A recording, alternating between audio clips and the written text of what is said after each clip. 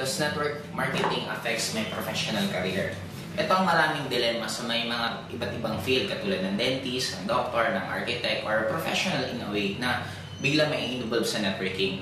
Actually, it will affect, first of all, in a positive way. Bakit? Unang-una, kung dentist ka, marami kang mamit na tao na magiging kliyente mo.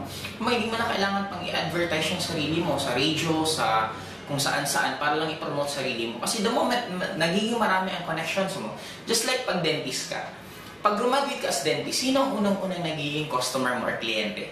Normal, yung kakilala ng kakilala mo, yung kaibigan mo na hindi naman yun ang nagiging kliyente mo. Then pag nag-networking ka, since this is involved na maraming tao, mas mapupromote yung career mo. That's number one.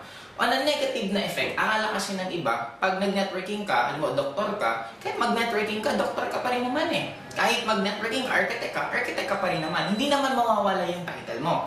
Kaya lang bakit maraming tao na unang tingin sa mga nag-networking is mababa. Kasi nga, hindi pa sa atin accepted na ang network marketing is a profession.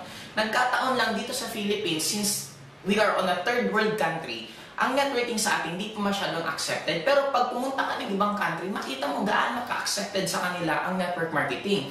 And sa tinatawag na opportunity, sa tinatawag na pagyaman, normally, sino ba ang pinaka nakaka-achieve ng success? Yung tao na marunong sumugal. Just like Steve Jobs. Maraming nagtatawa kay Steve Jobs, yung iniisip niya yung concept ng Apple.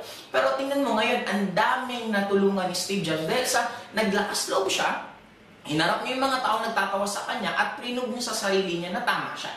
Ngayon guys, we need to accept it. Kahit sabihin mong ayaw mo ng networking, kahit sabihin mong hindi maganda ang networking, pero no choice. Ang networking lalong lumalakas. Araw-araw, maraming kumpanyang nagtatayuan. Habang tumatagal, lalong dumadami ang nagne-networking. Just like what happened here in Bicol. Sa amin sa Bicol dati, napaka-negative ng networking. Pero ngayon, accepted na. Pag pinag-uusapan, oo, member yan ng AIM Global. Ibig sabihin, nagkataon lang yung tao, hindi pa na-accept. Pero darating ang time na ma-accept yan. It's a matter kung ikaw yung isa magiging part para tumulong, para ma-accept ang networking sa lugar ninyo, or ikaw yung mag-aantay na pag na-accept, saka mo pala siya gagawin.